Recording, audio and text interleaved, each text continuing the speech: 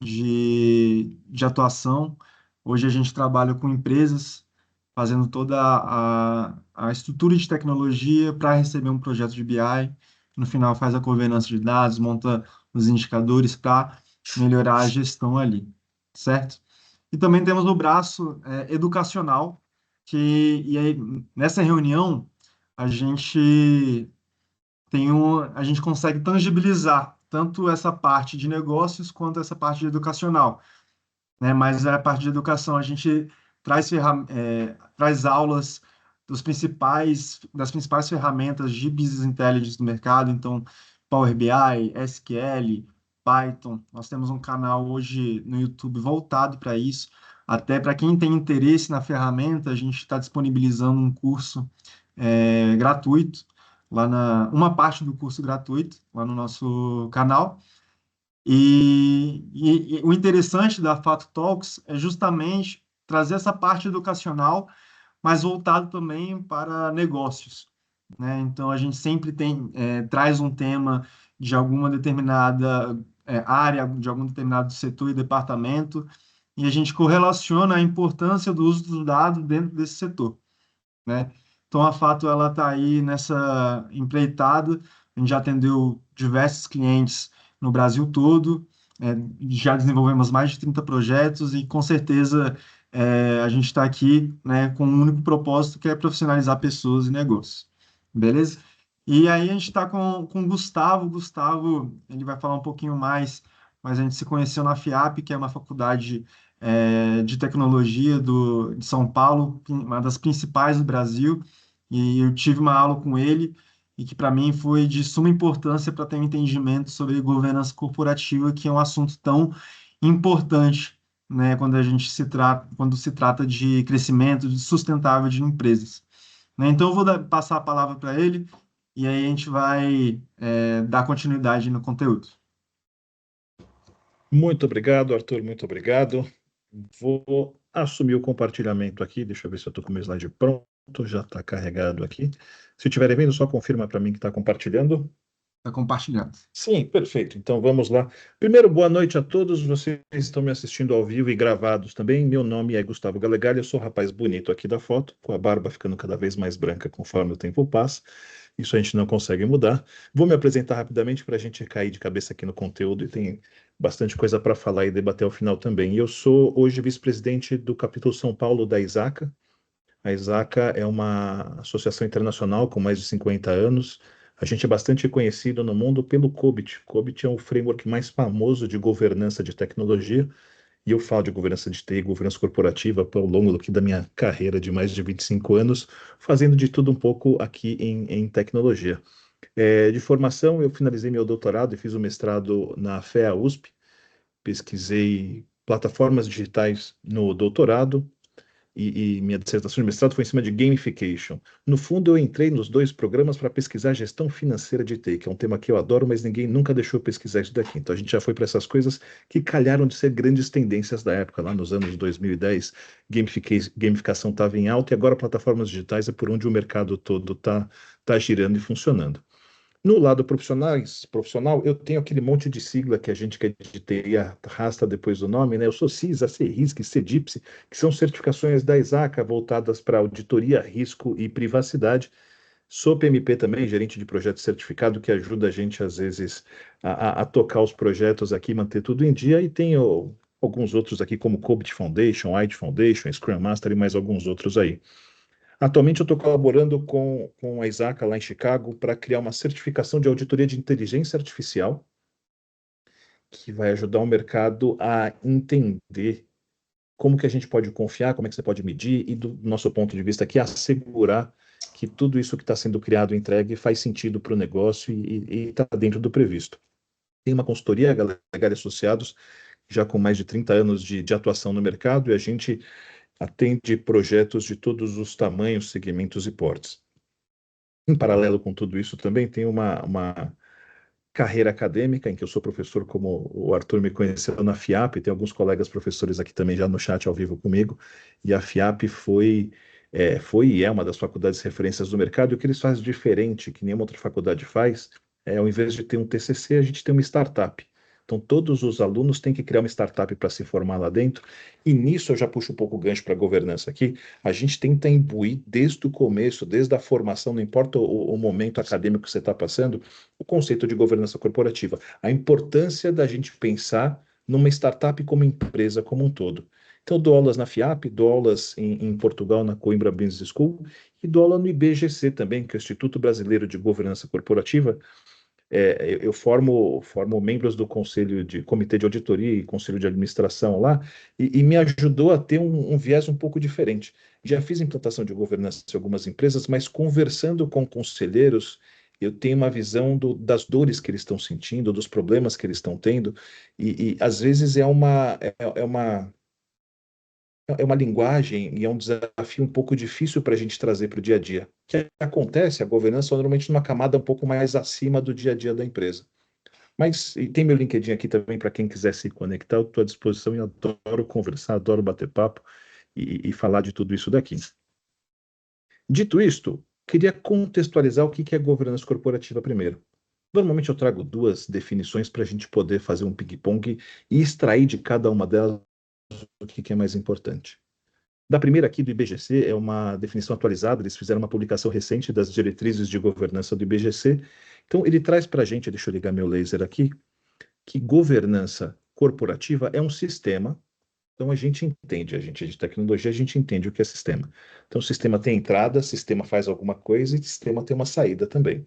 Mas ele é um sistema formado por princípios. Princípios é tudo aquilo que eu levo em consideração para tomar uma decisão. Regras é tudo aquilo que me limita e me dá diretriz de como eu tenho que tomar uma decisão. Então, princípios, regras, estruturas e processos. Estrutura a gente pode pensar como estrutura organizacional também. Então, eu tenho que a empresa leva em consideração as regras, normas e procedimentos que a empresa definiu, todas as estruturas organizacionais, estruturas de poder, de competência, de prestação de resultados e de contas da empresa, e os processos pelo qual a empresa faz o seu dia a dia. A governança é um sistema que engloba tudo isso e ele foca em como as organizações são dirigidas e monitoradas. Foco na monitoração. A direção, imagina que você está com um carro, né, pensando em governança, a direção te dá o caminho, te dá o norte, te fala para onde você vai de fato. A governança corporativa se preocupa que a direção das empresas está mirando naquele lugar que ela tem que ir. E eu vou chegar ainda onde que é esse lugar aí, né? Onde que os stakeholders querem, quem que é stakeholder, quem que é shareholder, quem que a gente tem que se importar aqui. Mas não é qualquer tipo de direção e qualquer tipo de monitoração. Ela vista a geração de valor sustentável. Vou dizer para vocês que a sustentabilidade é uma inclusão um pouco mais recente nessa definição de governança, mas está super em dia também. A gente está acompanhando as mudanças políticas de mercado e sabe que sustentabilidade ainda está em voga. Tem suas batalhas para cumprir aí, mas está em voga ainda. Valor sustentável para a organização, para o seu sócio e para a sociedade em geral. Então, repara que a governança, ela enxerga além do umbigo. Ela enxerga para a empresa, é claro, mas ela leva em consideração como que a empresa está imersa no seu segmento, mercado e tudo isso mais. Ainda na definição que esse sistema baliza a atuação dos agentes de governança e todos os indivíduos de uma organização na busca pelo equilíbrio. E a gente respira para explicar. Equilíbrio é uma coisa complicada. Se a organização está em perfeito equilíbrio, ela não está fazendo nada. Normalmente a gente tem que pender para algum lugar, correr algum risco para correr atrás e crescer e explorar uma oportunidade. Mas a governança corporativa busca o equilíbrio entre os interesses de todas as partes e contribui positivamente para a sociedade e o meio ambiente. É uma definição complexa. Ela é longa, ela tem bastante palavra, word em inglês, né? Mas de tudo que eu deixei em negrito aqui que a gente extrai, que é um sistema, tem princípios, estrutura e processos, tem direção e monitoração, sustentabilidade, positivo e todos os interesses de todas as partes. Então, se a gente for separar governança e gestão, e aí pensando nisso, eu acabei não pondo esse slide, devia ter colocado para separar o que é governança e gestão, a governança se preocupa com o norte, se preocupa com olhar para onde eu quero chegar e ter certeza que todo mundo que está representando os interesses da empresa está alinhado nesse objetivo. A saída da governança corporativa é uma sequência de objetivos de alto nível que a empresa tem que atingir e a execução do dia a dia da monitoração, para ver se a empresa continua nesse caminho. A gente diz que as grandes empresas são como os transatlânticos. que você fazer uma decisão na Petrobras acontecer e mudar é igual você virar um transatlântico. Por isso, a monitoração é importante. Quanto maior a empresa, mais difícil é você fazer essa correção de rumo.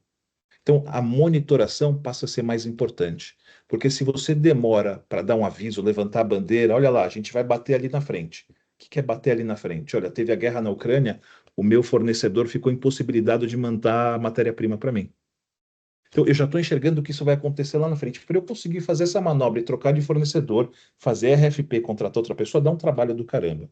Se eu não tenho informações para permitir essa monitoração, se eu não sei o que está acontecendo ao meu redor, eu estou navegando às cegas. Então, vamos manter essa interpretação de governança com navegação, que ela vai fazer sentido lá para frente. Então, essa é a definição brasileira de governança corporativa. E, para combater, para a gente poder discutir essa definição, eu trouxe um pouco do que a Isaac traz para a gente, do que é governança corporativa. Isso eu peguei do glossário da Isaac lá também, definição em inglês em cima, português embaixo aqui. Ela é um pouquinho mais resumida, é um parágrafo só, e diz que é um sistema, então temos mais um sistema aqui também, então seria duas definições, já concordaram alguma coisa, no qual as empresas são dirigidas e controladas. Poxa, a gente tinha dirigido e monitorado do outro lado lá, então direção bateu nos dois. Monitoramento e controle. Tem discussão se é a mesma coisa, se é diferente. Eu digo que o monitoramento faz parte do processo de controle. Então, é um sistema pelo qual as empresas são dirigidas e controladas, em que o conselho de administração da empresa ele é responsável pela governança. Então, puxa, a governança é aquele negócio que vai me dar objetivo, olhar para o futuro e ver se a empresa está no lugar. Isso é responsabilidade do conselho de administração da empresa. E o conselho de administração da empresa, não sei quantos já tiveram contato com isso, não é um órgão executivo. Não estão no dia a dia do negócio. Eles estão lá para as big decisions, para ser accountable por tudo isso. Então, você manter esse nível de profissional com essa competência, com essa dedicação que ele tem, alinhado com o que a gente tem, é difícil. Mas a governança corporativa é responsabilidade do conselho de administração. Ela consiste em liderança, casou com outro também, estrutura, casou também, e processos organizacionais que garantem que a empresa, agora é importante, sustente e amplie estratégias e objetivos de negócio. Então, o objetivo final da governança corporativa para a Isaca é ampliar a estratégia e objetivo. E faz todo sentido. Eu digo que a estratégia de uma empresa, se a gente for parafrasear Tropa de Elite do grego, estratégia, isso vai tudo além lá, a estratégia é uma coisa que acontece top-down. A estratégia de uma empresa tem que vir de cima para baixo. A gente chama de estratégia bottom-up de motim. Quando a base da empresa quer fazer alguma coisa que a cabeça não concorda, a gente está correndo louco lá, não sabe para onde vai. Então, a estratégia tem que vir do topo de cima, desculpa, de cima para baixo. Tem que ter alguém olhando e falando, a gente vai para lá, cuidado com esses buracos, com o formigueiro, com a poça d'água, mas a gente chega lá no meio. Então, governança corporativa é o conjunto de comportamentos, atividades e ações que eu tomo no dia a dia com toda a estrutura e cultura da empresa para ter certeza que eu estou atingindo os objetivos que eu mesmo defini, que eu vendi para os meus acionistas, vendi para o board, vendi para todo mundo. Mas é simplesmente a maneira como a empresa se estrutura para definir, atingir e ajustar os seus objetivos. Puxa, mas se é uma coisa tão importante que fala tão alto nível dentro da empresa, eu preciso, de fato, de alguns princípios aqui. E aí eu fui buscar na internet, você tem diversas abordagens distintas para esses princípios. Então eu não trouxe marca para esses aqui, fiz uma junção de tudo que está acontecendo, eu trouxe duas visões também.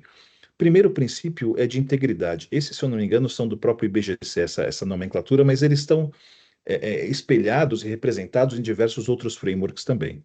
Então, o princípio da integridade não é só integridade de dados no sentido estrito da palavra, mas é eu ter certeza que tudo que está acontecendo está sendo registrado corretamente.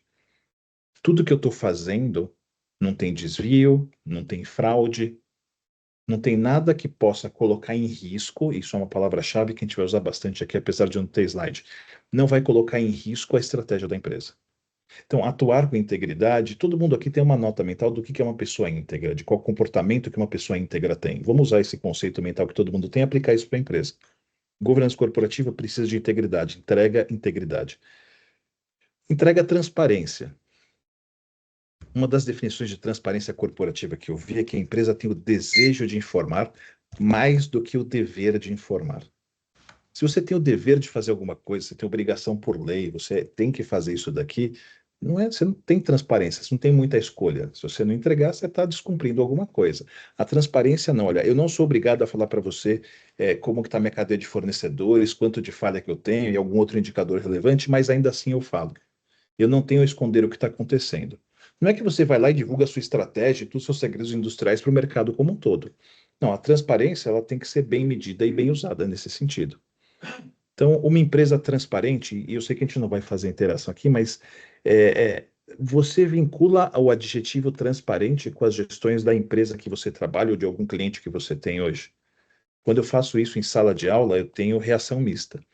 Tem gente que está muito feliz com a empresa, concorda e entende que toda a estratégia é bem comunicada, e tem gente de empresas normalmente não tão grandes, não tão multinacionais, ainda com uma gestão um pouco não tão profissional, que não conseguem enxergar a transparência acontecendo no dia a dia, em que as decisões são tomadas e são destomadas logo em seguida, que você não tem como manter uma pessoa responsável pela palavra dela, por aquilo que falou. Então você acaba criando uma cultura de burocratização de tudo. Tudo tem que ser escrito, normatizado, processualizado com ata, reconhecimento de firma, senão é mentira. Então, transparência é um comportamento que é imbuído na cultura de uma empresa com uma boa governança corporativa. Equidade vai um pouco mais para o lado legal, aqui para o lado acionário, para o lado societário, em que você tem que tratar todo mundo do mesmo jeito.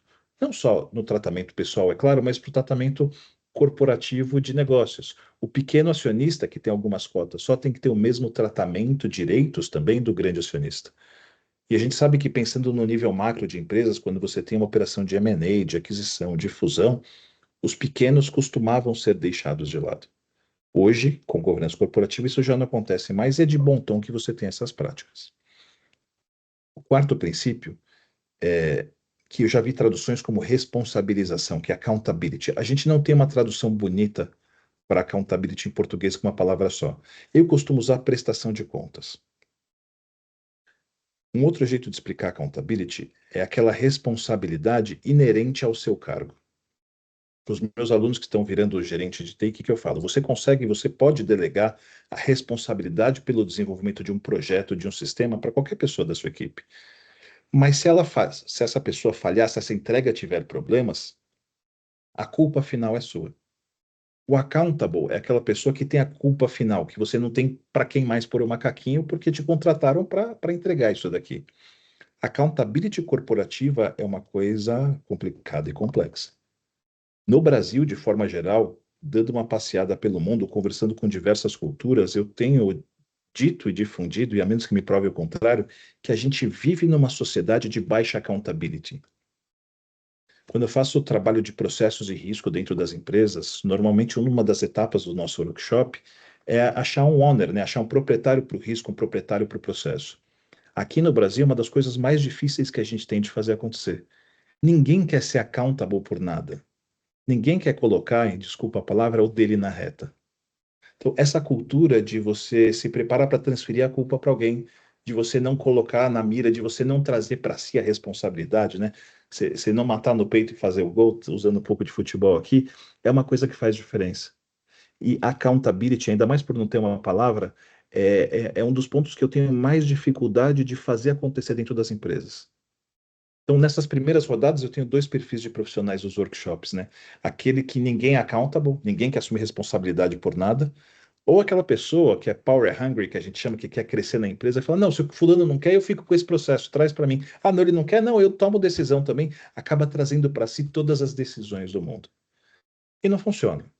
Por mais que você traga a decisão para você, accountability é uma coisa que você tem que ter alçada dentro da empresa para poder assumir isso daqui. Senão você fica só com a parte ruim, né? E, por fim, sustentabilidade também. A gente não pode perder isso de vista. E aí, só para endereçar o elefante aqui dentro da sala, a gente acompanhou as eleições recentes americanas, a posse do presidente americano agora em janeiro de 2025, e todas as ordens executivas que foram realizadas lá. Não vou dizer que foram contra a sustentabilidade, mas foram contra boa parte das práticas que a gente vai discutindo daqui para frente estavam acontecendo. Então, os princípios eu acho que não mudam. A maneira como a gente se relaciona com eles vai mudar um pouquinho. A pressão por cumprir e seguir cada um desses aqui vai ser um pouco diferente com o decorrer do ano e a gente vai ter que assistir um pouco o que está acontecendo para conseguir se posicionar. Da mesma maneira que eu trouxe duas definições de governança corporativa, eu trouxe mais um conjunto de princípios para a gente debater. E dessa vez eu fui mergulhar dentro da base da ISACA para trazer aqui também. Então a ISACA traz um comparativo bacana entre o COBIT 2019, entre as definições de governança corporativa do COBIT 2019, e também o que o IIA, que é o Instituto de Internacional de Auditores, International Auditors Institute, isso aí. E ele traz uma definição de governança também. Usam palavras distintas no sentido de governança habilitar ou assegurar, mas a gente chega bem perto do mesmo conteúdo. Ambos concordam que a gente tem que estabelecer objetivos para a empresa. Eu estou fazendo esse mês aqui um trabalho de privacidade com uma empresa multinacional e eles têm uma baixa formalização dos processos, eles têm uma baixa maturidade de processo. Eles fazem muita coisa, mas não está escrito em lugar nenhum. E até a gente chegar para eles, estava tudo bem. É a pergunta, né, quando você começa a baixar um pouco de maturidade, quando você chega no nível 2 de maturidade, que todo mundo sabe o que fazer, mas não está escrito, você ganha dependência de pessoas, que é um dos maiores riscos que a gente tem. É risco e oportunidade, né? Significa que se aquela pessoa que está ali, que faz o processo bem pra caramba, ganha na Mega Sena, que é o risco máximo positivo para a pessoa e negativo para a empresa, se essa pessoa ganha na Mega Sena, no dia seguinte não tem quem faça o que ela faz. Porque ela sabe fazer, mas não escreveu em lugar nenhum. Então, estabelecer objetivos funciona dessa maneira. Se você não tem isto claro, definido e formalizado, até um pouco burocrático, a chance de você não garantir que está todo mundo remando para o mesmo lado é grande. Quando está escrito de maneira objetiva e clara, todo mundo consegue enxergar e internalizar isso daqui. Se você conta para um, conta para outro, faz, mas não está de uma maneira estruturada, cada um acaba tendo a sua interpretação de quais são os objetivos. Então, estabelecer objetivos é um dos grandes objetivos da governança corporativa. Tem que definir para onde a empresa vai. Entender as necessidades dos stakeholders. A gente traduz stakeholder, de novo, não tem uma palavra só. A gente tem traduzido como partes interessadas. Stakeholder é diferente de shareholder. Shareholder é o acionista, essa tem tradução simples. Stakeholder, a parte interessada, é mais amplo. O acionista é um stakeholder. A equipe de funcionários da empresa são stakeholders também, porque eles são partes interessadas. O governo é stakeholder, porque ele quer imposto. Os seus clientes são stakeholders porque eles querem o seu serviço. Os reguladores são stakeholders porque eles querem ter certeza que o que você está fazendo está dentro das normas que foram definidas para o seu setor. Então, necessidade de stakeholders. Todas as condições, opções e opiniões dele têm que ser levadas em considerações, balanceadas em objetivos definidos. Então, eu defino os objetivos e tenho certeza que está todo mundo comprado com esses objetivos. Isso faz parte da governança também. Governança se preocupa com limites éticos do que é aceitável. A gente tem discutido num outro grupo aqui, eu palestro um pouco sobre ética e inteligência artificial, e a gente tem o conceito de fair use de inteligência artificial, do uso justo, né? Para a governança vale a mesma coisa. Se eu não defino limites éticos dentro da minha empresa, eu não consigo ter certeza de que eu não vou ter aquela cultura de que os fins justificam os meios. Gustavo, mas você é contra os fins justificarem os meios? Depende. A gente sabe que quando isso é levado ao extremo, acontece muita coisa ruim. Se o seu objetivo é dar lucro, vale tudo para dar lucro? Não vale. Não vale roubar, não vale matar, não vale fazer coisa contra a lei. A gente não espera isso. Então, os limites éticos, eles têm que estar escritos, eles têm que estar difundidos, têm que estar dentro da cultura e têm que ser monitorados. E ética é uma coisa complicada porque ética é cultural também. O que é ético para mim pode não ser ético para o cara da Índia, da China ou de outra cultura corporativa. Só para fins anedóticos aqui, há muito tempo atrás, eu lembro que a legislação alemã permitia que as empresas alemãs cobrassem propina, indo no português direto, cobrassem propinas, desde que fora da Alemanha e que elas recolhessem imposto em cima disso. Então você pode pagar propina fora da Alemanha, mas você tem que pagar imposto em cima disso também. Já foi corrigida a lei, não tem mais isso, então não pode mais pagar propina, mas é para entender até onde vai a ética, até onde a lei acompanha a gente aí também. Tem alguns desafios éticos que acontecem no dia a dia, a gente acaba nem percebendo. Então, se surgir algum no meio aqui, a gente traz também. E a gente fala que a governança define a direção da empresa. Falei, como é que eu tomo, como é que eu defino direção? Como é que acontece a direção? Por meio de priorização de projetos e ações que a empresa vai fazer e tomada de decisão. Como que priorização da decisão? Se eu encadeei e sequenciei um conjunto de projetos em que eu vou abrir uma filial, eu vou expandir minha base de funcionários aqui, eu vou fazer um reskilling da equipe, se eu priorizei uma série de atividades, elas o resultado delas vai me levar para algum lugar. Se a minha direção não está de acordo com a saída de tudo que eu estou fazendo, eu estou indo para o caminho errado. As decisões que eu faço para priorizar, para fazer esse ou fazer aquele, para comprar ou para desenvolver, para fechar uma linha de negócio que está sendo deficitária para mim agora, ou não, para manter um negócio deficitário, porque lá na frente eu estou vendo o valor que pode gerar, é assim que eu defino a direção da empresa. Eu tenho que monitorar os meus objetivos e, na outra ponta aqui, o desempenho e o compliance para esses objetivos também. De novo, os fins não justificam os meios. Eu tenho que entregar e atingir meus objetivos dentro dos limites de desempenho que eu defini, atendendo às regras de regulatórias de compliance que eu tenho, que eu acordei também. Você vê que tanto o IA quanto o COBIT, eles trazem princípios similares. São muito mais operacionais do que os que a gente trouxe da governança corporativa, mas eles funcionam. Agora, uma coisa que a governança corporativa traz para a gente e materializa, que nem todo mundo tem essa visibilidade, é o que a gente chama de teoria da agência. A teoria da agência foi conceituada a primeira vez, se eu não me engano, em 1976, pelo Jensen e o Macklin, que eram dois professores americanos, que eram consultores também. E eles estudam um pouco a relação do capital e a relação das pessoas com o capital. Então, tentar contar a historinha do que é a teoria da agência. A empresa, quando cresce e aumenta de tamanho, chega uma hora que o dono da empresa não dá conta ou não quer mais estar no dia a dia. Então, toda empresa, quando vai crescendo, eventualmente atinge esse patamar. Então, a gente quebra em duas categorias de profissionais interessados na empresa.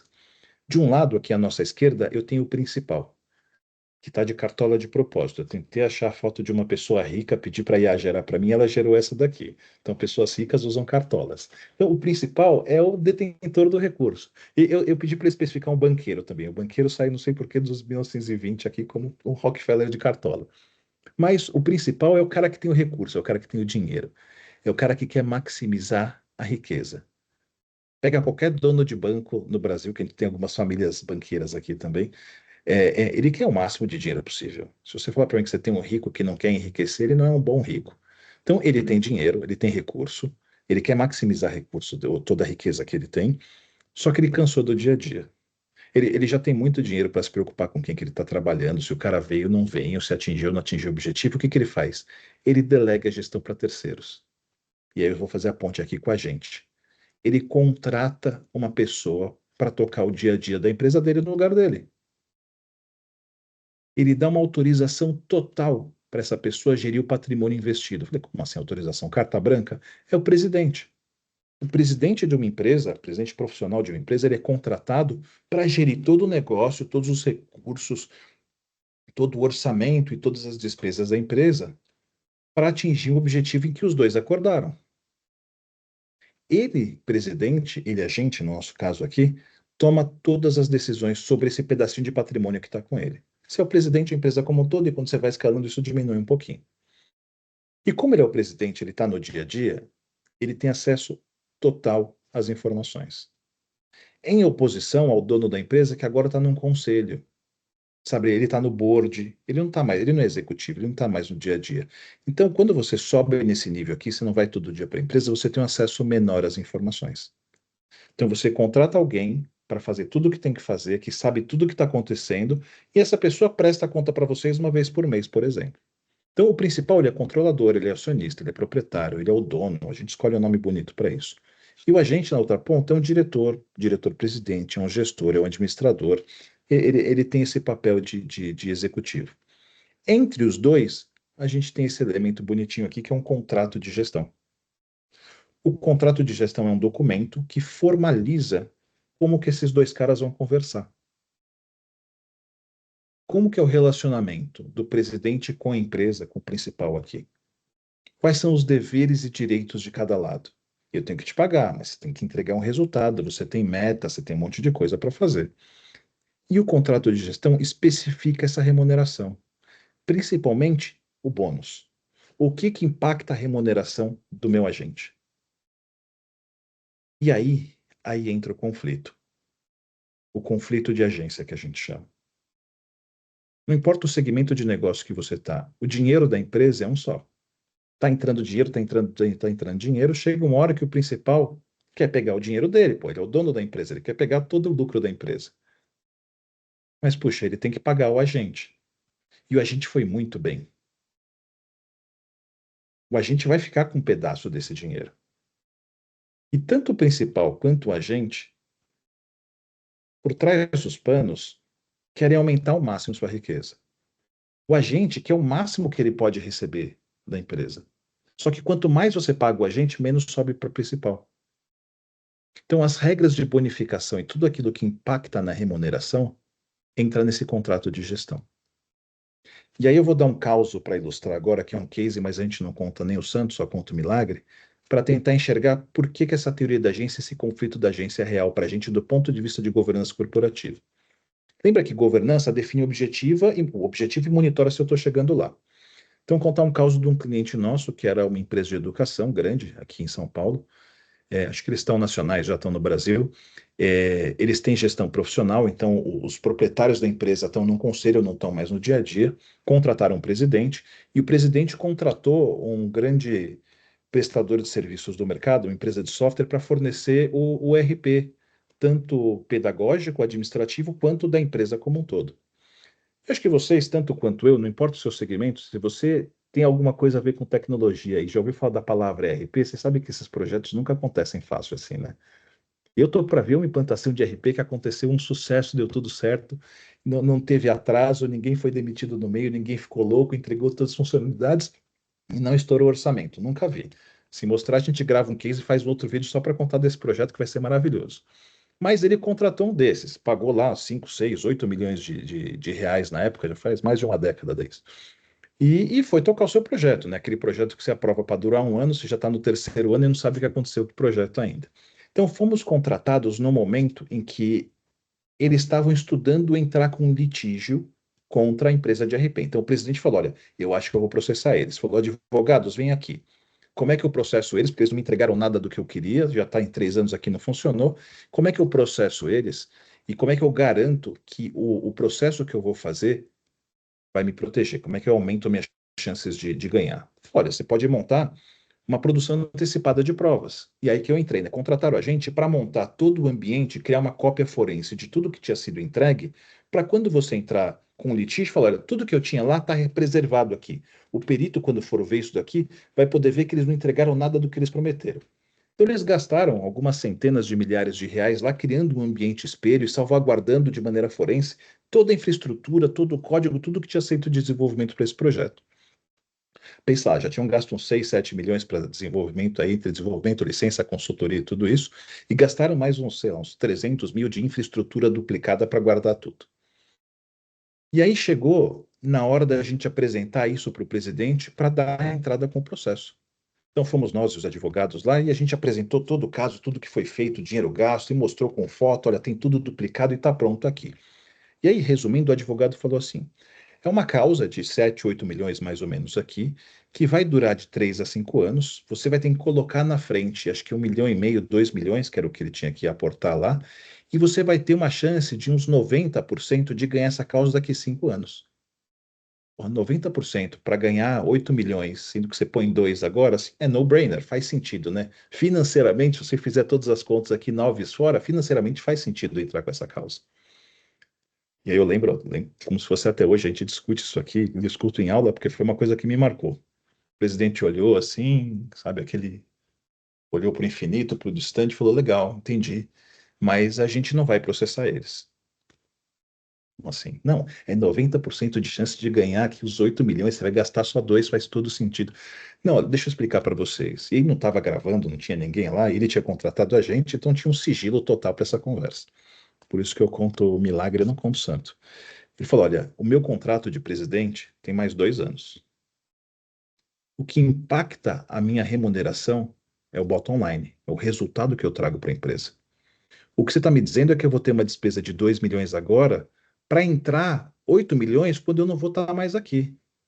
Se eu tomar essa decisão agora, eu estou dando um tiro no meu bolso aqui. Você está tirando o dinheiro do meu bolso. Então não faz sentido para mim, enquanto presidente, tomar essa decisão que beneficia a empresa como um todo. Saí tremendo dessa reunião, saí vendido. Falei, como assim, gente? O que que aconteceu aqui? Para quem que a gente pode falar? A gente não pode falar isso para ninguém, porque o meu contrato, pô, a gente tem sigilo, tem NDA, era com ele, né? Ele é o principal. Ele tem acesso total às informações. Eu imagino que em algum momento ele falou: olha, Bord, esse projeto aqui deu certo, a gente fez as contas aqui, não valia muito a pena processar, e ficou isso por isso, e foi-se embora. Ele tinha controle sobre o que acontecia no dia a dia dele. Isso não era uma boa governança corporativa. O board nunca ficou nem sabendo. Eu não fui também da, da notícia anônima, assim, não fui fazer denúncia lá para eles, mas o board não ficou nem sabendo do que aconteceu.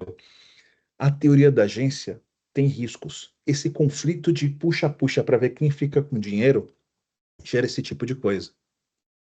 Gera você colocar uma despesa clara do seu negócio como investimento para mudar o seu bottom line.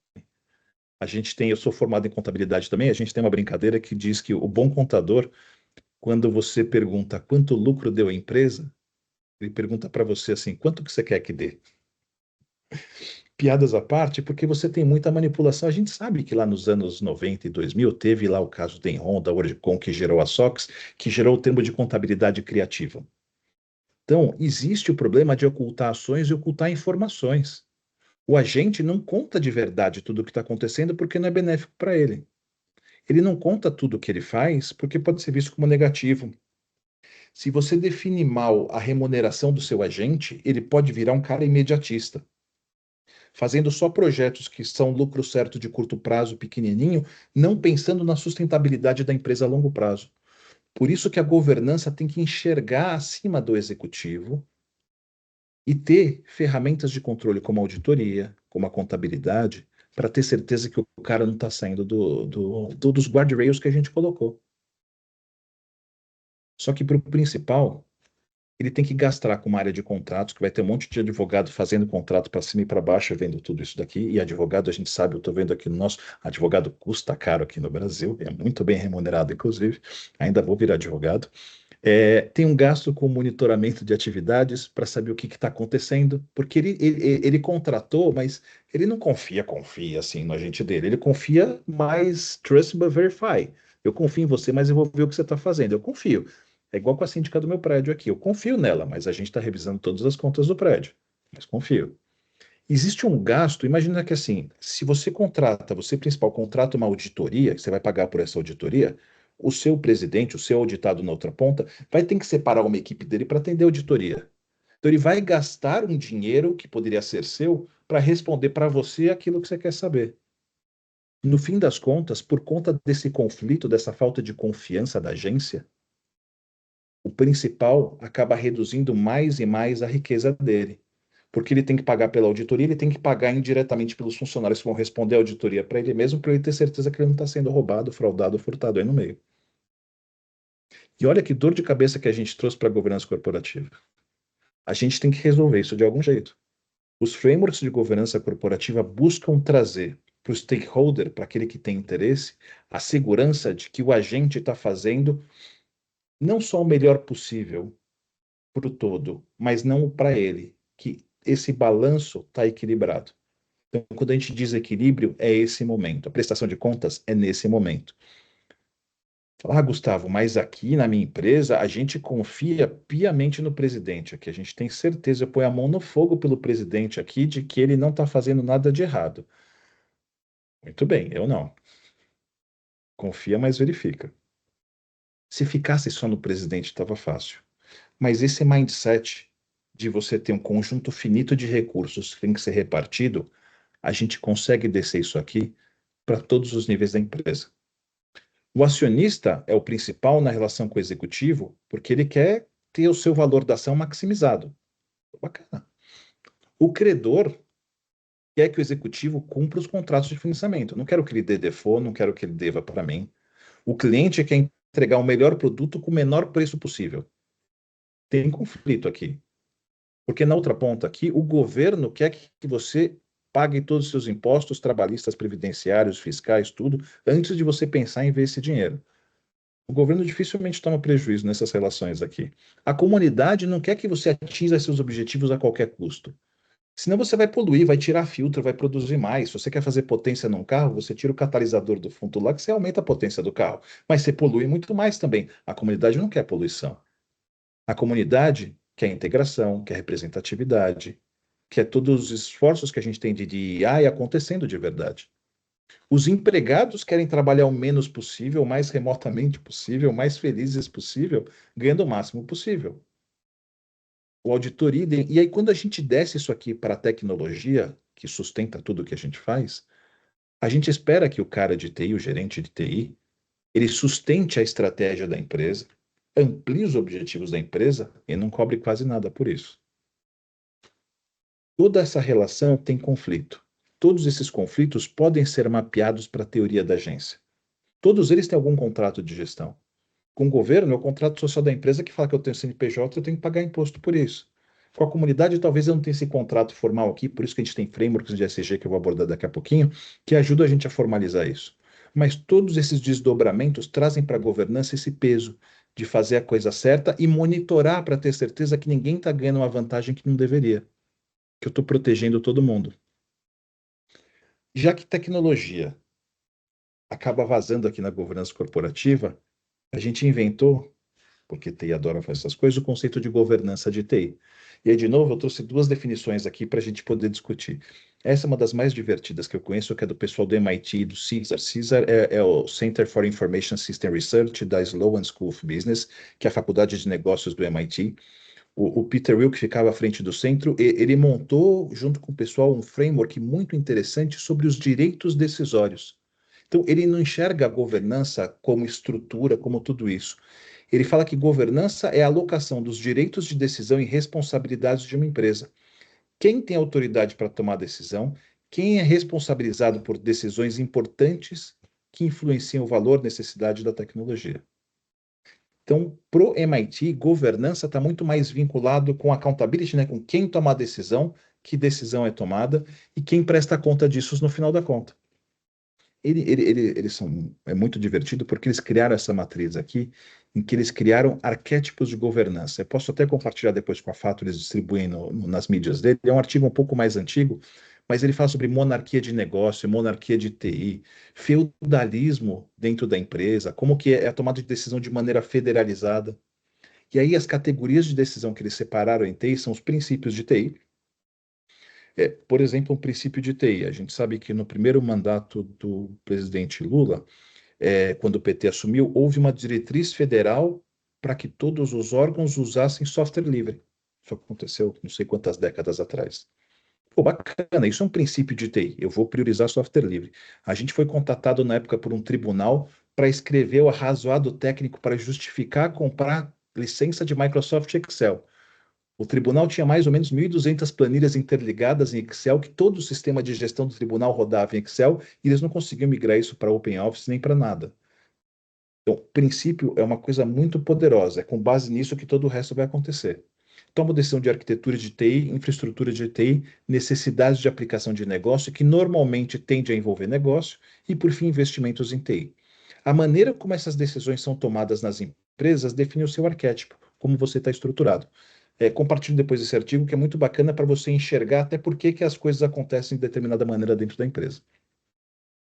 Então, essa é a definição de governança de TI para o MIT.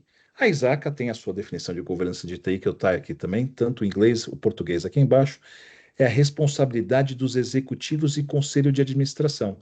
Repara que a governança de TI não é responsabilidade de TI, é da empresa. Se não vira autogestão, se não dá conflito de interesse. Se eu sou responsável pelos meus objetivos e por cumprir eles, eu não consigo garantir que eu vou seguir. Por exemplo, eu tenho uma governança corporativa pessoal aqui, em que eu defini no começo do ano que eu vou perder 20 quilos durante esse ano. Mas eu sou responsável por acompanhar esses objetivos. Então, hoje, por exemplo, vai ter pizza em casa, e tudo bem, cabe nos meus objetivos aqui, não tem problema nenhum.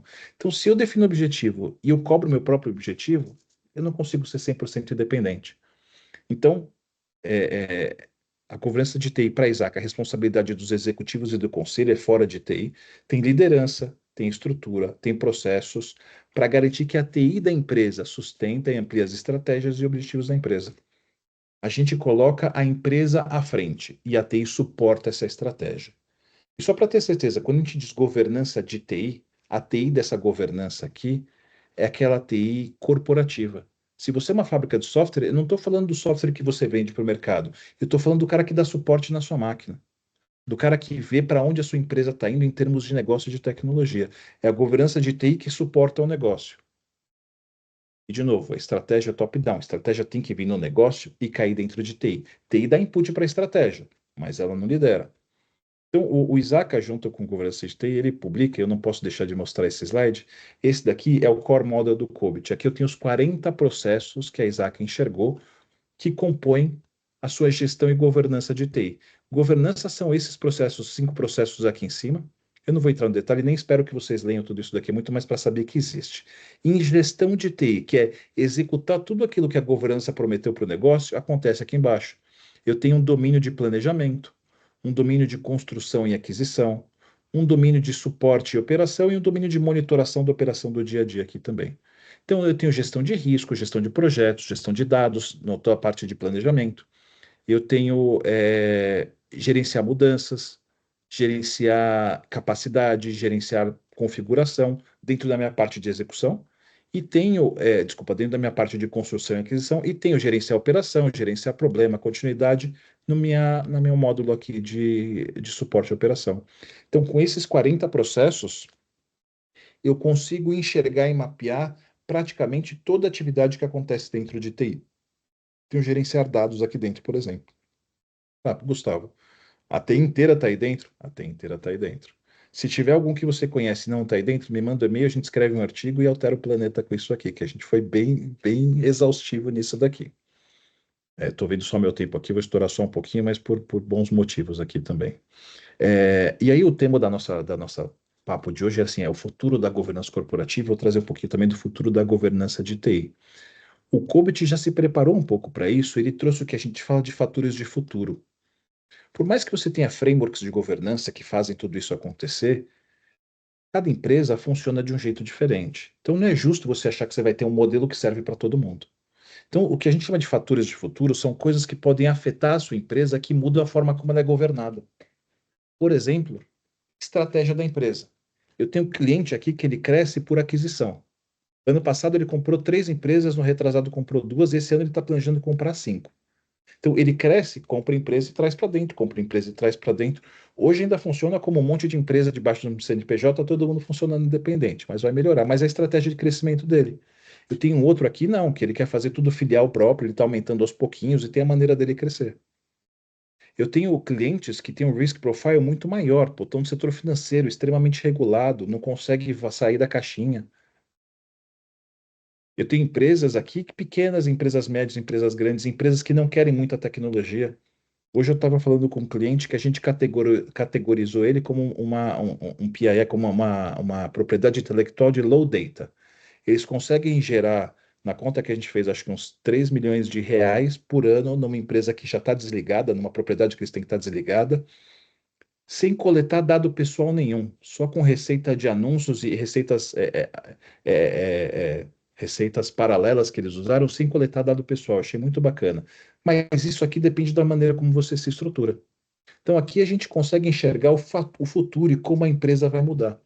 Se dentro da TI, dentro de casa, a gente faz mudança, é importante entender como essa mudança acontece de fora também. Eu achei essa história aqui muito interessante sobre, chama de governança corporativa 4.0. Eu tenho minhas ressalvas quando começo a numerar essas coisas. A Revolução Industrial 1, 2, 3, 4, 2019, B, beta, agora vai. Não, tem seu andamento. Mas tem 4 eras interessantes aqui. Lá no comecinho, quando a gente começou a falar de governança corporativa, o board ficava muito distante. O dono era o cara de cartola que aparecia de vez em quando numa reunião. Assiste os filmes do Batman, quando o Bruce Wayne chega nas reuniões de conselho da Wayne Enterprises. É um monte de gente sentando, não sabe nem o que está acontecendo no dia a dia, mas estão longe do dia a dia. Então, o board é um clubinho. E vou te dizer que tem muita empresa que está no ponto zero ainda hoje, viu? Já visitei umas aqui que é o clubinho, não fazem ideia do que acontece lá embaixo e estão funcionando lá. O 2.0 é quando a gente já passou dos anos 2000, que teve a quebradeira lá da Enron, da WorldCom, da Arthur Andersen, que foi a super auditoria que não existe mais hoje. Criou-se a regulação, criou-se a SOX, criou-se todo um arcabouço regulatório, porque ninguém acreditava que executivo podia roubar nessa escala. O crime de colarinho branco aí virou de um tamanho que ninguém estava preparado para isso. Mudou o mercado, mudou uma era. Tem até um filme bacana que é, como é que chama? Tá disponível, é a história da Enron. Tá disponível no Netflix, se eu não me engano, que mostra eles queimando papel, queimando documentação para não deixar prova nenhuma das roubalheiras que fizeram. Na 3.0, a gente já viu de um ambiente mega regulado e começou a mudar. Ele fala que mudou o shareholder capitalismo para o stakeholder capitalismo. Então, a gente deixou de pensar só no acionista, que é um cara muito importante, mas começou a dar ouvido para o funcionário, para o cliente, para todo mundo que tem algum interesse na empresa. O ESG começou a ficar mais importante, tenho dois slides para falar ali daqui à frente. As iniciativas de diversidade, de equidade, de inclusão aumentaram também. A gente tem as gerações mais novas, os millennials e os Gen Zs, que têm expectativas distintas do mercado, então estão mudando a maneira como os negócios funcionam e os valores que os negócios estão trazendo. E a gente chega hoje no que ele chama de governança 4.0 aqui, que você tem lá o que é o mundo Brita, o mundo Bunny, você tem todos esses siglas que indicam que está tudo mudando muito rápido e a gente não sabe direito para onde está indo. Então, hoje, uma boa governança ela é capaz de fazer alterações rapidamente na estratégia e no destino da empresa. As empresas que conseguiram sobreviver ao Covid quando aconteceu são bons exemplos disso, que conseguiram ser ágeis na troca. A FIAP, que a gente se conheceu e falou no comecinho, em 4 ou 5 dias a gente virou todos os mais de 40 cursos de MBA para full online, sem preparação, sem infraestrutura. Foi mais ou menos assim, numa quinta-feira a gente parou, na segunda-feira voltou online já com tudo funcionando. Então foi uma mudança drástica, mas a gente estava preparado para que acontecesse. Não previa, não sabia o que ia acontecer, não tinha plano, mas conseguiu agilidade. O board de uma indústria 4.0, de uma governança 4.0, passa a ser um ativo estratégico. Eu recebi um convite recente para participar do board da Câmara de Comércio Brasil, Minnesota, para trazer um pouco mais de tecnologia, para conseguir trazer essa posição de inteligência artificial, de risco de negócio, de mercado, de como isso pode estar afetando o dia a dia. Nos meus cursos agora de formação de conselheiros, comecei a falar mais de tecnologia e menos só de decisão dessas coisas, porque isso já virou assunto de board.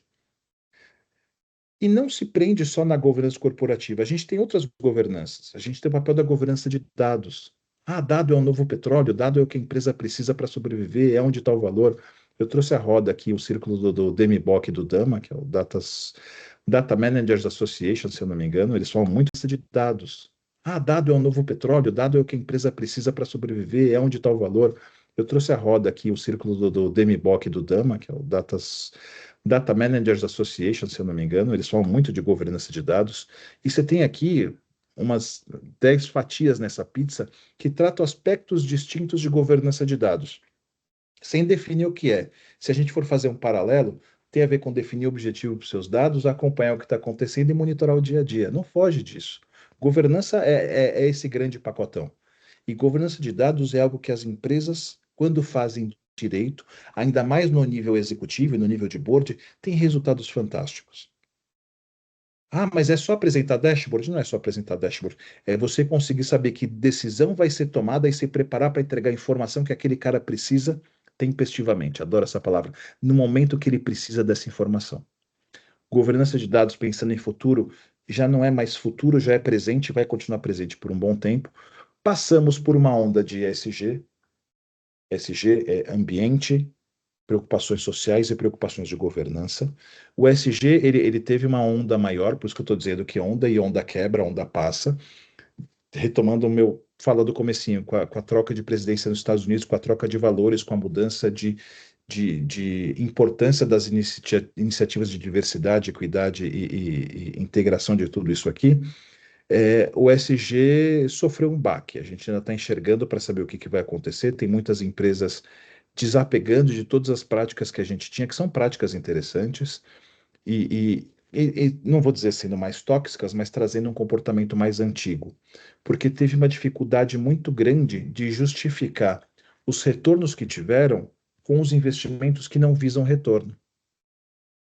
O ESG não te traz um retorno financeiro imediato, ele traz retorno ambiental, social, de governança também, mas isso não reflete necessariamente no aumento do valor da cota, no aumento do valor capital. As grandes gestoras de capital, como a BlackRock e as outras, empurram essas práticas de ESG nas empresas porque são boas para o meio ambiente, elas são boas práticas de mercado, mas a gente ainda precisa acertar o discurso do retorno esperado. Não dá para esperar que você vai fazer sequestro de carbono e isso vai trazer uma rentabilidade maior, porque não é assim a conta é um pouco diferente. E aí, por fim, a gente está passando hoje no momento em que tivemos o DeepSeek lá, a IA chinesa em voga agora. Então, eu juntei, acho que uns 10, 15 artigos de tendências de governança que eu estava espalhando. Falei, vamos conversar, vamos testar essa IA, ver o que acontece. Eu compilei as tendências de governança corporativa para 2025. O que que eu estou acontecendo, o que que eu estou vendo no mercado, e usei uma IA para me fazer a enxergar isso aqui de maneira melhor. O ESG, ao invés de ser uma coisa separada, ele vai ter que ser integrado no dia a dia. Ele deixa de ser uma coisa apartada, uma iniciativa de ESG, passa a ser a empresa. Você perde essa barreira. O nome até é capaz da gente perder ele. Vira governança só, vira o dia a dia. Então, os critérios ambientais, os critérios de você ter energia renovável, de ter sustentabilidade, passam a fazer mais parte do dia a dia. Isso está sob júdice com a presidência nova americana, a gente vai ver o que vai acontecer, mas salvo algum colapso, eu acho que a gente vai continuar para cá. Transformação digital já foi realidade no passado, o uso de tecnologias está cada vez maior. As empresas estão acompanhando esse boom, as empresas estão conseguindo usar tecnologia nova, acessível na pessoa física para trazer resultado pessoa jurídica, estão sendo muito mais bem avaliadas, recebidas e geridas de forma geral. E eu não vejo isso voltando. Você tem empresas ainda que são low-tech ou que têm aversão a riscos de tecnologia, mas o baseline está subindo. O mínimo que você espera para operar com tecnologia está aumentando cada vez mais. Hoje, tem empresas que funcionam sem Pix, e a gente sabe que teve todo um problema de Pix aqui no Brasil. Você ter uma empresa que não está bancarizada de maneira digital, quase que toda integrada, é difícil de acreditar, mas existe. Lembra que eu estou pensando em governança, não é para empresa tão pequenininha, a gente tem que ter um porte mínimo para que isso aconteça. Eu passo a ter governança centrada no stakeholder. Não vou abandonar o acionista. Ele é um dos mais importantes que eu tenho, mas não é o único. Entender que eu tenho outras necessidades, que a minha equipe, os meus funcionários têm que ser atendidos. Às vezes, ao revés de uma distribuição mais robusta de lucro, é uma coisa importante. Existe brigas gigantescas trabalhistas que estão acontecendo nos Estados Unidos com a Amazon e com outras grandes empresas do setor, que mostram que o stakeholder funcionário passou a ter um valor estratégico que não tinha antes. Isso eu estou acompanhando e vocês também para ver para onde que vai bater o martelo agora, né? Quem vai puxar mais isso daqui. Não falei muito de riscos e fraudes, mas a governança corporativa traz essa visão de risco para agente corporativo, olha de cima para baixo, e a gestão proativa de riscos. E aí, baseada em dados, não dá para fazer gestão de riscos sem dados. Passa a fazer parte do dia a dia da empresa. Aqui eu coloquei um ambiente muito mais macro, com incerteza global, pandemia e crise, mas isso chega para o micro. Eu tenho uma colega que está construindo, a empresa que ela trabalha constrói modelos de crédito sem viés racial. Você vai falar, pô, é só tirar o campo raça do modelo lá e tudo bem. Não, você tem um monte de variável proxy. Você pega renda da pessoa, você pega composição familiar, você pega onde estudou, bairro, essas coisas. Você com 90% de acerto acerta a raça da pessoa. Então, você tirar alguns vieses é importante. Você ter essa gestão proativa de risco, entender os riscos que de fato eu estou correndo e me preparar para isso é importante também. Ou correr riscos, e a gente nunca fala isso com bons olhos, mas eu enxergo. A gente chama do risco positivo de oportunidade. Quando pensa risco é só coisa ruim, né? Então, oportunidade é o risco com a roupa positiva lá. Eu acredito que a gente vai ter mais transparência por pressão ainda. E existe uma pressão política para que isso aconteça ou não aconteça que a gente está vendo. Eu acredito que a gente vai ter um compliance e regulações cada vez mais fortes, não vejo isso diminuindo tão cedo. Até porque boa parte do meu dia a dia está em cima de compliance e regulações aqui, e eu só vejo isso aumentando. Então, cada vez mais eu tenho mais uma lei, mais uma certificação, mais uma coisinha que eu tenho que começar a olhar para todo mundo. E não para chegar no fim, mas a gente está nesse modelo de revisão de modelos de trabalho aqui e de quebra-revisão de culturas corporativas também, né? Eu vi que diversas empresas fizeram a volta ao escritório, a morte do remoto, e eu acredito ainda que o modelo remoto vai perseverar, ainda mais para a tecnologia especificamente, e que a gente vai ter que criar práticas melhores para gerar valores. A gente conseguiu migrar, ainda que pequeno aqui na empresa, 100%, e só vejo essa cultura sendo evoluída. Tudo isso daqui, como você pensa no alto nível aqui da empresa, ele acaba sofrendo uma influência política e de ambiente político e regulatório muito grande. Então, todas elas eu diria para a gente acompanhar mais próximo, para a gente ver o que está acontecendo e durante o ano, como uma boa governança, fazer o nosso ajuste de rumo. A gente ter certeza que o navio não vai emborcar lá e vai afundar lá na frente. E até pelo tempo aqui, eu acho que com tudo isso daqui eu consegui cobrir o futuro da governança corporativa, na minha visão, trazendo um pouco de conteúdo aqui para vocês também. Show demais, Gustavo. E enquanto a gente estava conversando, né, ao longo desses dias, eu vim pensando também, né, sobre todo esse tema e sobre tudo o que está acontecendo, né, no mundo, em relação a questões de mercado, em relações à política. E aí eu queria até compartilhar minha tela. Foi uma reflexão que eu fiz comigo mesmo e eu queria compartilhar com vocês, né? Eu imaginei como que a Fato estaria daqui a 10 anos, né? E eu queria trazer essa pergunta, essa reflexão para vocês também, né? Como que vocês imaginam a empresa de vocês daqui a 10 anos? E por que eu trago essa reflexão e por que eu refleti sobre isso essa semana, né?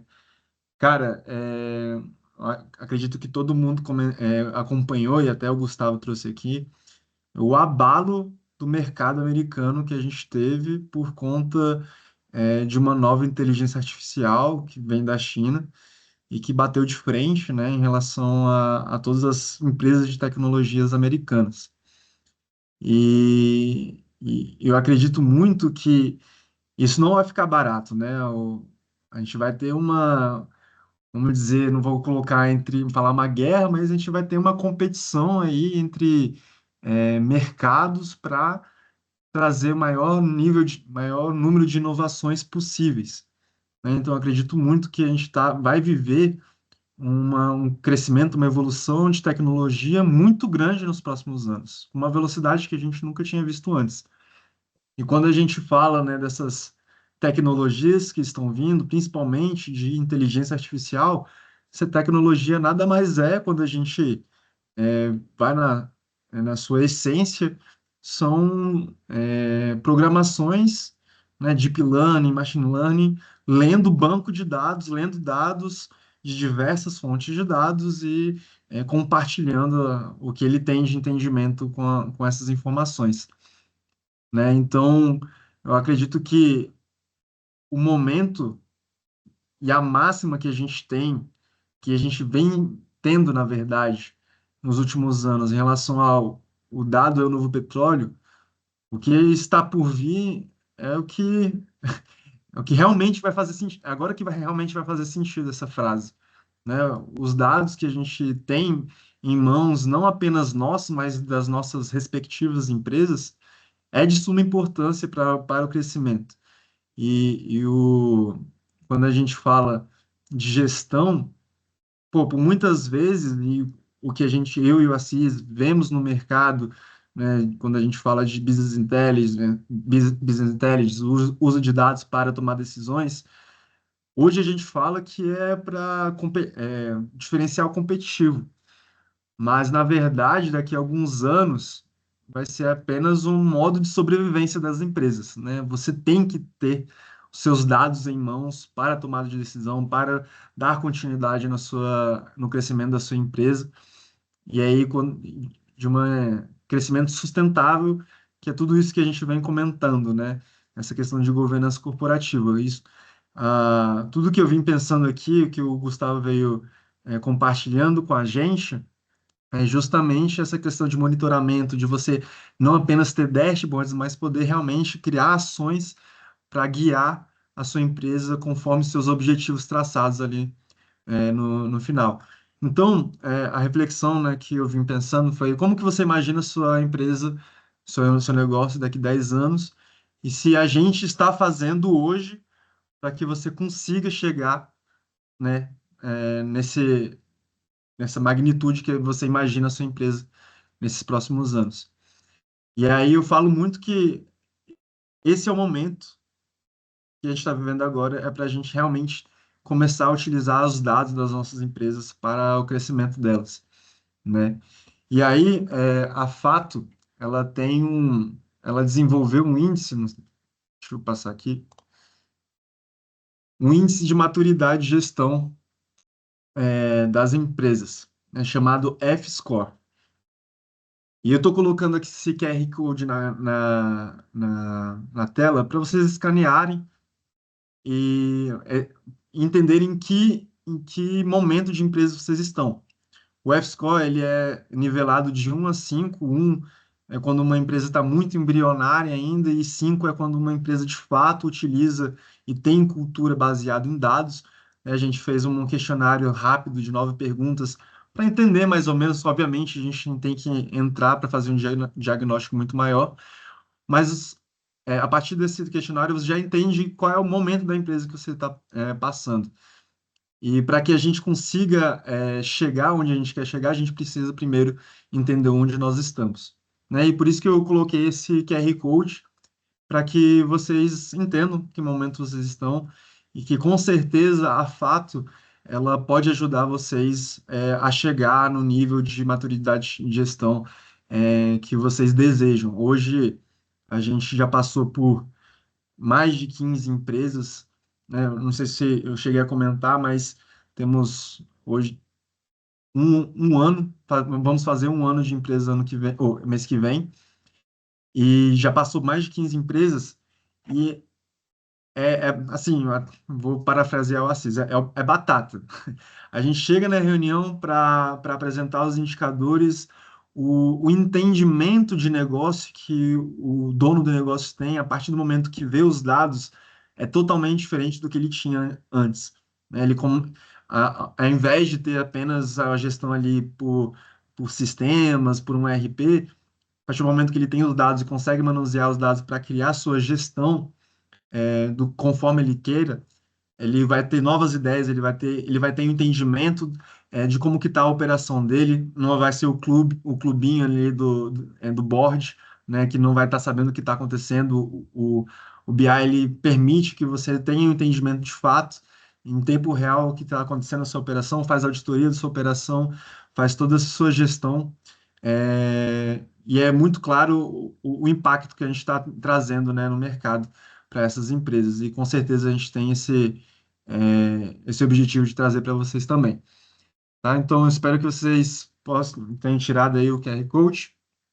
Ah, se alguém quiser também compartilhar um insight que você teve, ixi, ficou o QR Code aqui, mas se alguém quiser compartilhar o insight que teve ao longo dessa conversa e quiser compartilhar aqui com a gente, vai ser bem interessante também, para não ficar um monólogo aqui.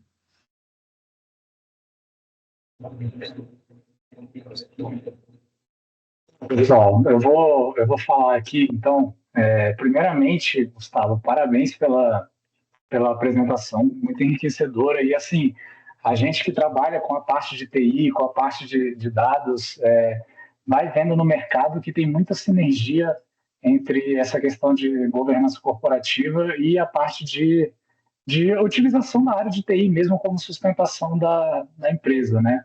Então, a gente, enquanto eu ouvi a apresentação, eu fui pensando muito do nosso lado e tudo que a gente encontra de desafio no mercado quando vai conversar com empresas, e é muito engraçado que quando parece que é um tema que assusta um pouco, né? Então você chega para conversar numa empresa, falar, a gente, pô, com a parte de dados a gente consegue ter uma maior governança, uma auditoria dos seus cadastros, a pessoa já cai para trás da cadeira, né? Auditoria, como assim?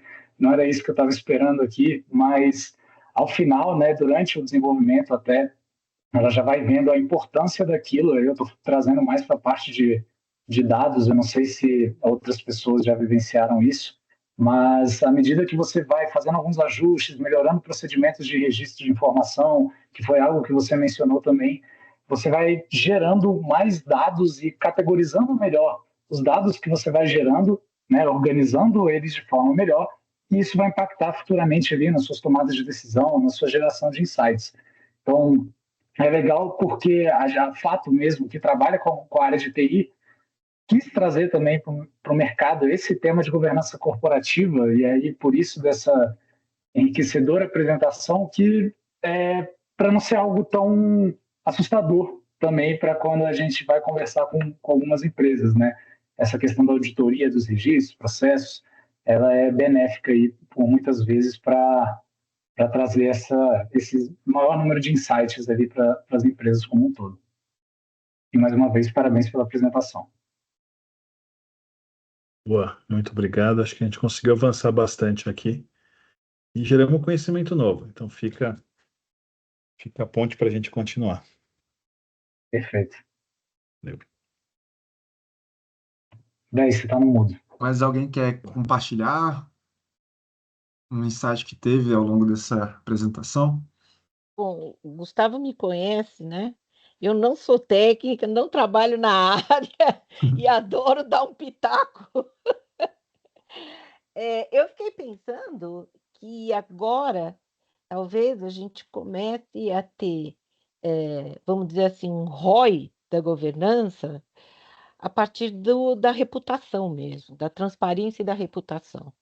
Porque hoje em dia, quando você tem eu trabalho na área de proteção de dados, então, assim, hoje em dia, os profissionais já entenderam, pelo menos alguns, já entenderam que muito pior do que você receber uma multa ou um processo é o dano reputacional. Dano reputacional que hoje em dia ele é extremamente veloz, é uma coisa que você não consegue nem acompanhar, e ele viraliza e é uma coisa que roda o mundo inteiro. Então, eu penso muito no dano reputacional, tá? Inclusive na área de ESG. Por exemplo, quando a gente teve alguns problemas aí numa vinícola lá no sul, que estava com trabalho escravo, eu cheguei no supermercado e os produtos dessa vinícola estavam em liquidação, ninguém encostou. Depende muito do ticket, de uma série de coisas, mas é, é impressionante como isso é, é muito difícil, às vezes, depois de você limpar.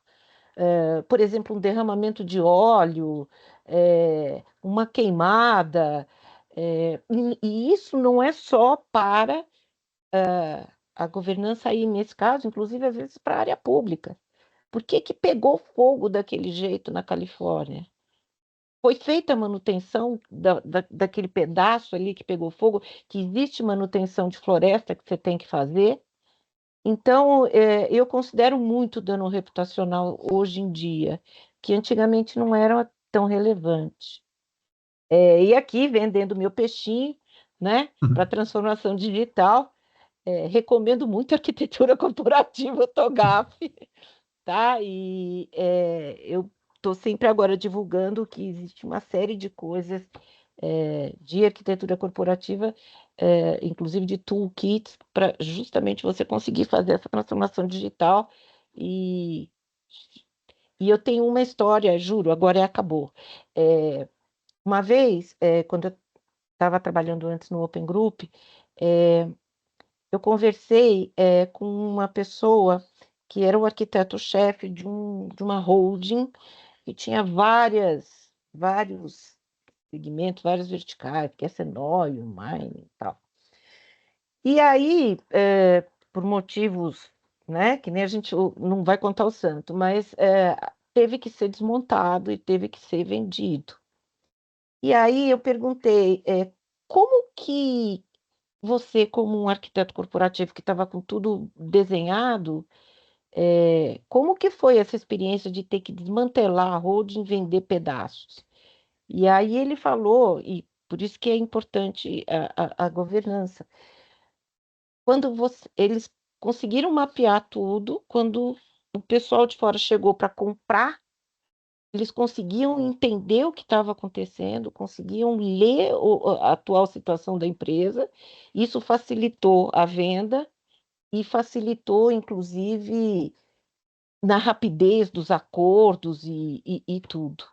Então, isso que a gente deve pensar também, que a governança não é só para ir para frente, para ser tudo lindo, maravilhoso, mas também acaba funcionando nos momentos de dor, né? É isso aí, gente. Obrigada, Perfeito. Galegali, como sempre, você é a sua nova fã macaca de auditório. Boa. Obrigado. Obrigado por É, compartilhar também, Isa. Eu acho que eu coloquei um. Ah, não, vou no final. No final, vou pedir para a gente tirar uma foto. Mas o nosso esse conteúdo vai estar gravado no nosso YouTube. Nosso YouTube a gente está trazendo muito conteúdo, né? Conforme eu disse ali no começo, sobre essa parte de BI. Então a gente tem tanto uma parte para educação e para pessoas, mas também tem uma parte que chama Com Fatos e Argumentos, um quadro, na verdade, com fatos e argumentos, onde é uma conversa entre eu e a Cis, a gente sempre traz um bate-papo do que a gente vê, né, de desafios de negócio, e recomendo muito para vocês que têm interesse nesse tema.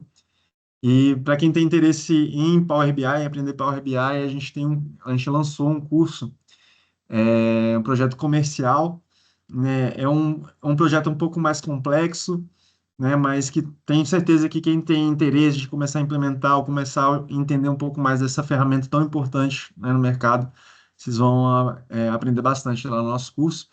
E a gente tem um curso completo, né, de Power BI, do iniciante ao avançado, e que a gente, além de dar esse curso, a gente tem uma comunidade que a gente está tentando ser bem, tentando não, a gente está sendo bem ativo, é, fomentando essas discussões que eu acredito que com mais pessoas sabendo do BI e utilizando o BI dentro das suas respectivas empresas, independente do cargo, mais essas empresas estarão ganhando, né? E aí, agora eu só vou pedir para a gente tirar uma fotinho para ficar registrado. Então, se vocês puderem ligar aí a câmera, fazer um joinha aqui, vai ser bem legal. Deixa eu, vou até tirar o vou, fone para essa. calma aí, eu vou até tirar aqui. Eu normalmente tiro com o celular, mas eu vou tirar com o print.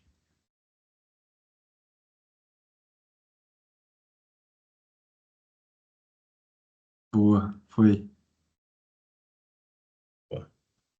Então, pessoal, deixa eu ver se ficou mais alguma coisa para falar. Se vocês tiverem tirado alguma foto ao longo dessa noite, né, para postar nas redes sociais, marca Fato também, e já siga a gente nas nossas redes, Fato Analytics no Instagram, Fato Analytics no LinkedIn, Fato Analytics no TikTok. A gente está bem presente nas redes.